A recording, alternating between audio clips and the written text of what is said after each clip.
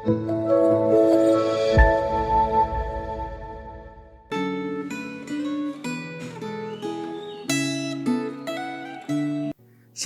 jemaat yang dikasihi oleh Tuhan. Apa kabarnya hari ini?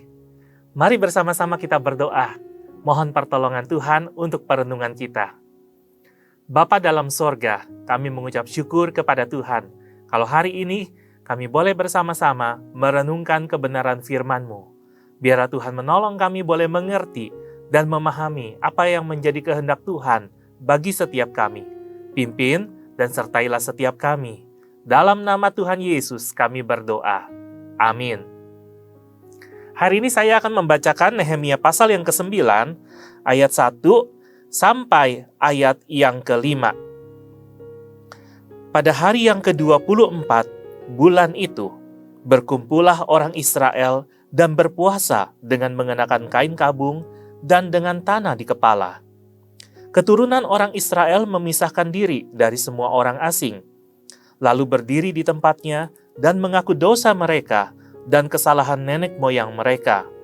Sementara mereka berdiri di tempat, dibacakanlah bagian-bagian daripada kitab Taurat Tuhan, Allah mereka, selama 1/4 hari.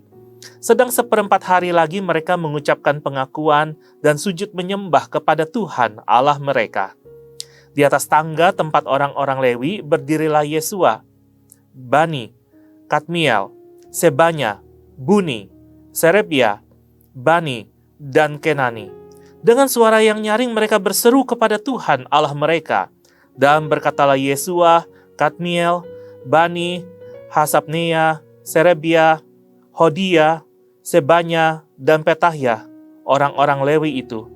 Bangunlah, pujilah Tuhan Allahmu, dari selama-lamanya sampai selama-lamanya. Terpujilah namamu yang mulia, yang ditinggikan mengatasi segala puji dan hormat. Sedemikian jauh pembacaan firman Tuhan. Berbahagialah setiap kita yang membaca, merenungkan, dan melakukan firman Tuhan di dalam kehidupan kita setiap hari. Saudara-saudara yang dikasihi oleh Tuhan, dalam bagian Alkitab yang kita baca ini, ada pengakuan dosa, juga ada permintaan doa. Ada pengakuan dosa setelah kitab suci dibacakan, umat Tuhan hatinya tergerak, tersentuh. Mereka menyesali segala dosa dan pelanggaran yang sudah mereka buat. Menyesali semua dosa nenek moyang mereka. Dan hari itu mereka datang kepada Tuhan untuk mengaku dosa, bertobat, kembali kepada Tuhan, memuji dan menyembah Tuhan. Nah, pertobatan itu tidak hanya terjadi sekali. Pertobatan mungkin terjadi berkali-kali dalam kehidupan kita. Karena kita sadar bahwa hidup kita adalah hidup yang rentan, penuh dengan kelemahan, penuh dengan ketidakberdayaan. Dan pada waktu kita memilih untuk menghidupi jalan kita sendiri, maka yang terjadi adalah kita mudah sekali untuk jatuh ke dalam jebakan dosa.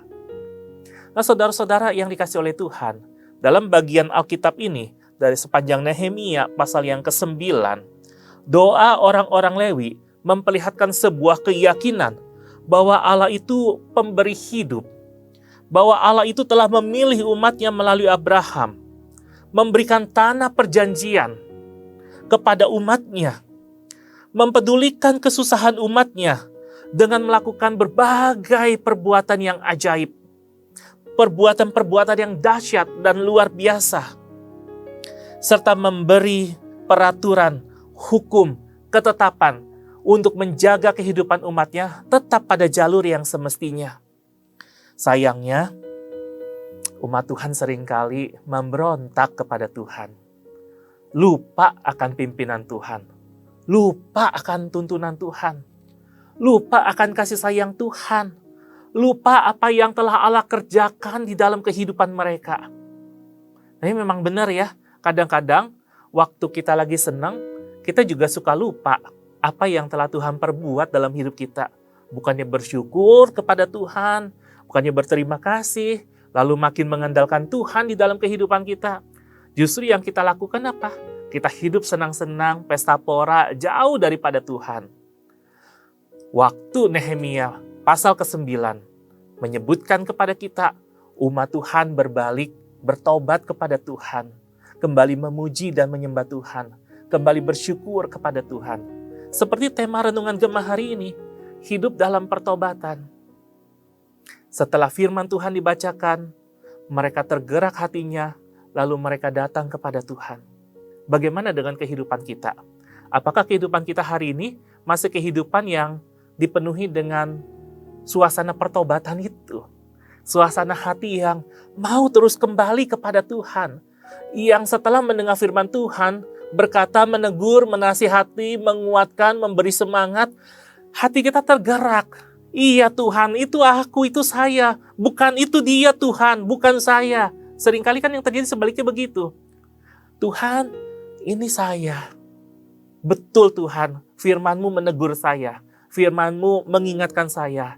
Firman-Mu membawa saya kepada sebuah ingatan apa yang telah Engkau kerjakan di dalam kehidupan kami. Dan betapa kami seringkali menjadi pribadi-pribadi yang mengabaikan apa yang telah Tuhan kerjakan di dalam kehidupan kami. Kami sibuk sendiri dengan urusan kerjaan kami sibuk sendiri dengan urusan rumah tangga kami sibuk dengan hobi kami. Kami nggak peduli apa yang Tuhan mau dan apa yang Tuhan ingin untuk kami kerjakan. Kami hanya mempedulikan apa yang kami ingini untuk lakukan. Saudara-saudara yang dikasihi oleh Tuhan, bila kita membaca dan mempelajari firman Tuhan dengan hati yang terbuka, kita akan melihat kesempatan demi kesempatan, mengingat perbuatan Allah yang besar bagi kita. Kita juga akan memaknai firman Tuhan itu. Bukankah firman Tuhan diberikan untuk mengajar, menyatakan kesalahan, memperbaiki kelakuan, dan mendidik orang hidup dalam kebenaran? Apakah engkau masih memiliki kerinduan itu? Kerinduan untuk mendengarkan firman Tuhan. Kerinduan untuk mensyukuri bahwa Tuhan masih memberikan petunjuk lewat firman-Nya untuk kita lakukan di dalam kehidupan kita setiap hari. Apakah hati yang penuh dengan pertobatan, hati yang mencari Tuhan, hati yang berbalik kepada Tuhan, masih ada dalam kehidupan kita hari ini? Dan bagaimana kita mempertahankan sebuah hati yang diubahkan oleh Tuhan terus-menerus itu di dalam praktek kehidupan kita setiap hari. Mungkin hari ini engkau sedang dalam pergumulan, sedang dalam kesulitan, engkau merasa tidak berdaya.